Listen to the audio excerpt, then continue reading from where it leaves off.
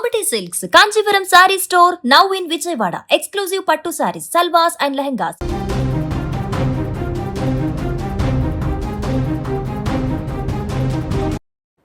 వెండితెరపై మెరవాలన్నది ఆమె కళ, హీరోయిన్ కావాలన్నది ఆమె ఏకైక లక్ష్యం. కానీ లక్ష్యం వైపు అడుగులు వేసే క్రమంలో ప్రేమ వైపు వేసిన ఓ తప్పటడుగు ఆమె జీవితాన్ని ముగించేసింది.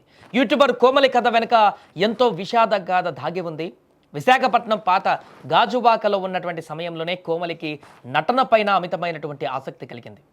ఆ ఆశయం ఎంతో బలంగా ఉందంటే ఎవరికీ చెప్పకుండా రాత్రికి రాత్రే ఇంటి నుంచి వెళ్ళిపోయి విజయనగరంలోని స్నేహితురాలి ఇంట్లో తలదాచుకుంది.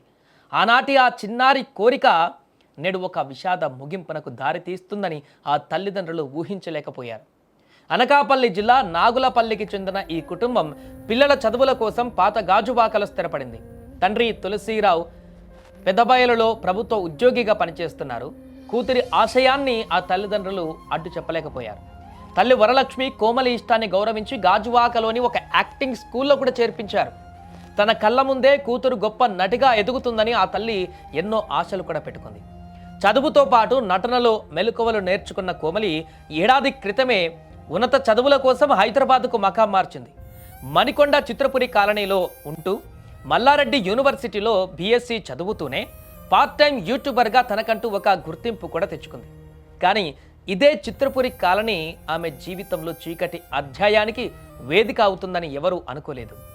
కెరీర్ సాఫీగా సాగుతున్న సమయంలోనే అఖిల్ రెడ్డి అనే యువకుడు కోమలి జీవితంలోకి ప్రవేశించాడు. ఇద్దరూ ప్రేమలో ఉన్నారనుకుంటున్న తరుణంలో అఖిల్ మరొక అమ్మాయితో కూడా ప్రేమాయణం నడిపిస్తున్నాడని నిజం కోమలి తెలుసుకోలేకపోయింది. ఆ తర్వాత తెలిసింది.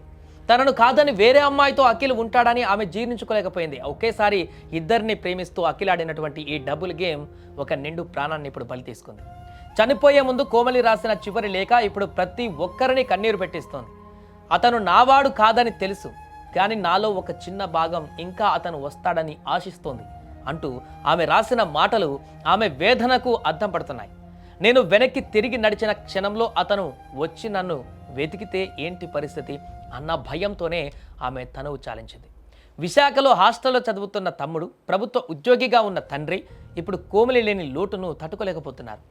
తన ప్రాణాన్ని బలికొన్నటువంటి అఖిల్ రెడ్డి పైన కఠిన చర్యలు తీసుకోవాలని ఆ కుటుంబం ఇప్పుడు డిమాండ్ చేస్తోంది. ప్రస్తుతం అఖిల్ మరియు అతని కుటుంబం పరరెలో ఉన్నారు.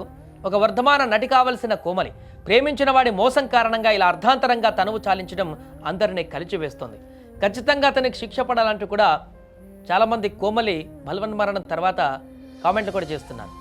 కోమలికి ఎంతో భవిష్యత్తు ఉంది, అద్భుతమైనటువంటి ఫ్యూచర్ ఉంది. ఒకవైపు చదువులో రాణిస్తుంది, మరొక వైపు యూట్యూబర్గా ఇప్పుడిప్పుడే తను గిటాన్ అవుతుంది. రాబోయే రోజుల్లో ఒక మంచి సెలబ్రిటీ అయ్యేటువంటి అవకాశం కూడా తనకు ఉండేది. ఒక మంచి లైఫ్ ముందు కనిపిస్తుంది. కానీ తనకు జరిగినటువంటి ఈ యొక్క పరాభవం, ప్రేమ మోసం తన జీవితాన్ని కప్పేసింది. తన ఆలోచన పరిధిని కమ్మేసింది.